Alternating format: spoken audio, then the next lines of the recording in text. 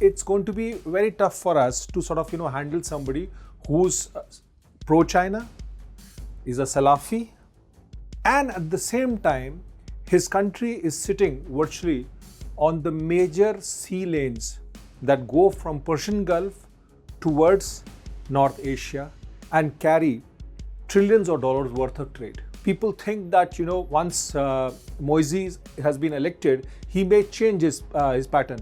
I don't think so. See, he is going to take oath on November 17th, but there is a whole lot of Chinese activity already there in the Indian Ocean, which is a matter of serious concern to India. By 2025-26, you will be seeing the Chinese carrier strike forces moving into Indian Ocean for patrolling. And and since Indian Ocean happens to be India's backyard, this will not be conducive for Indian maritime security, and that is the reason why you need to have countries which are, nobody is saying that these countries actually sort of, note out to India. These countries should be friendly or able to address to the security and the strategic concerns of India. This man is going to play India versus China, and it is for India to try and reach out to the Maldivian public, at the same time trying to drill some sense into this person and sort of push towards a development of Maldives.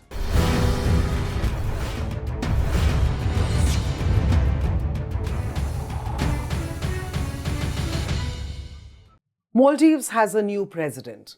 Mohamed Muizzu emerged as the victor in the elections, defeating the incumbent president Ibrahim Soleh. You wonder, that's okay, but how is that relevant to India? Well, it is, and greatly so. India has a substantial stake in the Maldives due to its geographical proximity and strategic location in the Indian Ocean region. And Muizzu's poll victory is not going to be a garden path for India.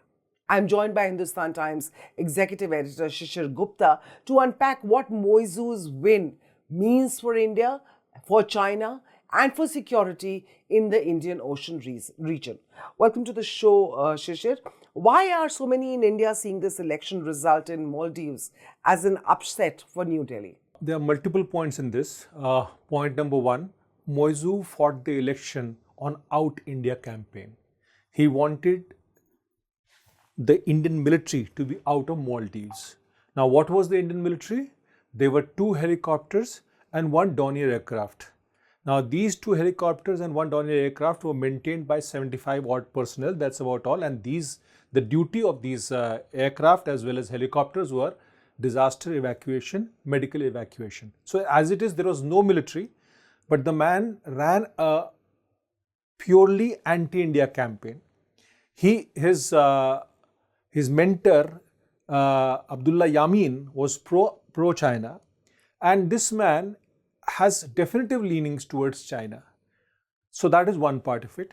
Second thing is that he essentially is also somebody who professes to the Salafi faith.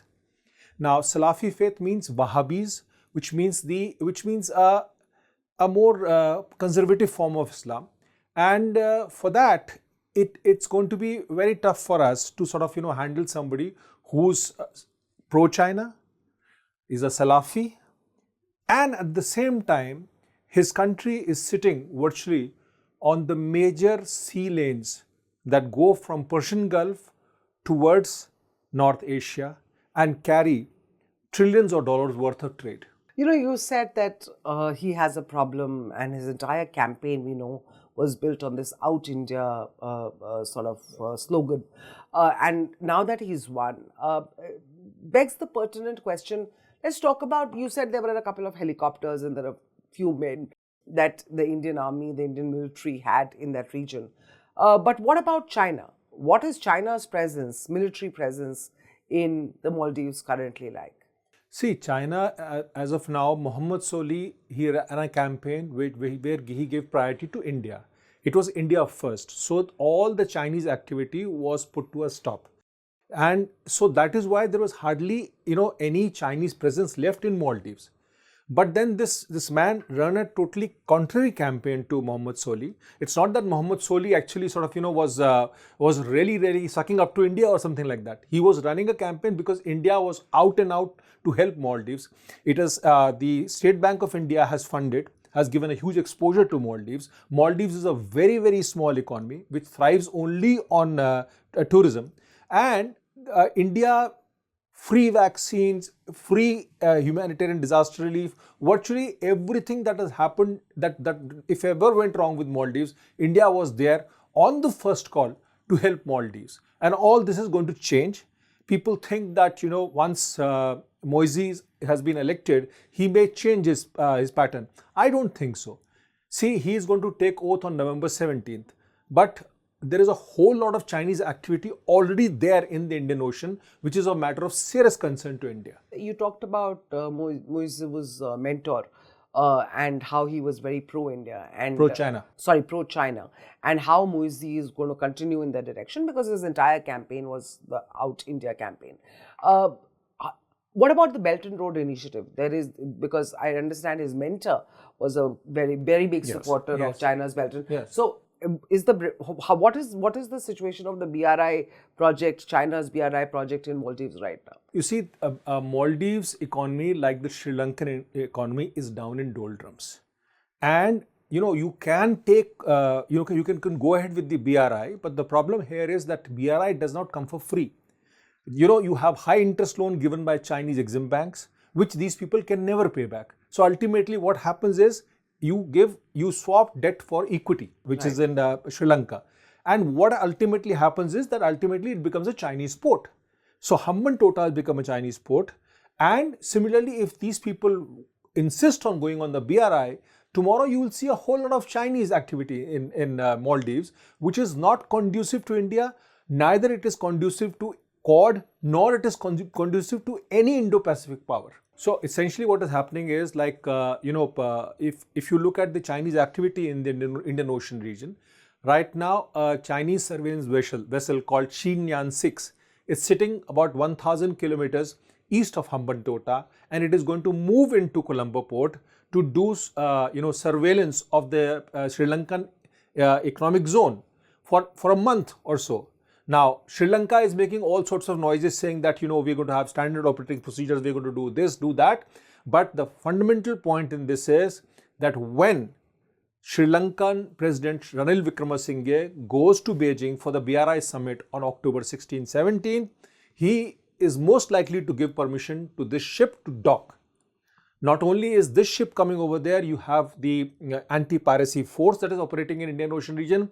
You have other vessels also operating, the task force also operating near Djibouti, which is a base of China, big base of China. And you see a whole lot of activity right from East Timor all the way up to Gulf of Aden.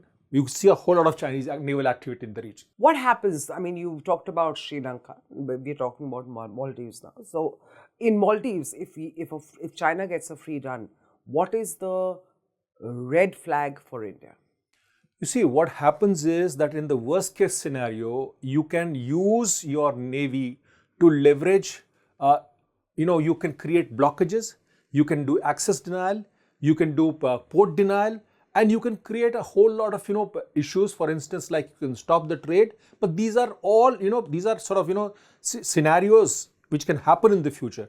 But what you are really seeing is that by 2025-26, you will be seeing the Chinese carrier strike forces moving into Indian Ocean for patrolling. And and since Indian Ocean happens to be India's backyard, this will not be conducive for Indian maritime security. And that is the reason why you need to have countries which are, nobody is saying that these countries actually sort of, note out to India. These countries should be friendly or able to address to the security and the strategic concerns of India. What can India do now that there is a pro-China or China sympathetic Muizzu in the seat of power in Maldives? What can India do now? See, what happens is, normally what we are seeing over the years is, I'm going to dry guess a little bit on that, is that, in the Indian neighborhood, you see a whole lot of countries which basically hedge between India and China. So what is going to happen is this man is going to play India versus China, and it is for India to try and reach out to the Maldivian public, at the same time trying to drill some sense into this person and sort of push towards a development of Maldives.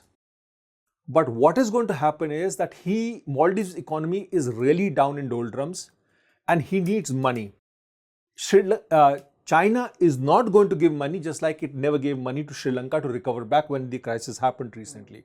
So ultimately, there is a possibility that on the Salafi net, he might go back to Saudi Arabia to arrange some money for infrastructure, for other support, and for tourism development. But right now, situation is very bleak for Maldives, and it is even bleaker for India. Right. Thank you so much. I hope some solutions are arrived at soon, because what is done in Maldives, and we need to look at our interests and how best we can leverage whatever positions we have in Maldives to our advantage. Thank you so much for talking to us, Shishir. We'll keep coming back to you more with more viewers. Stay tuned to Hindustan Times.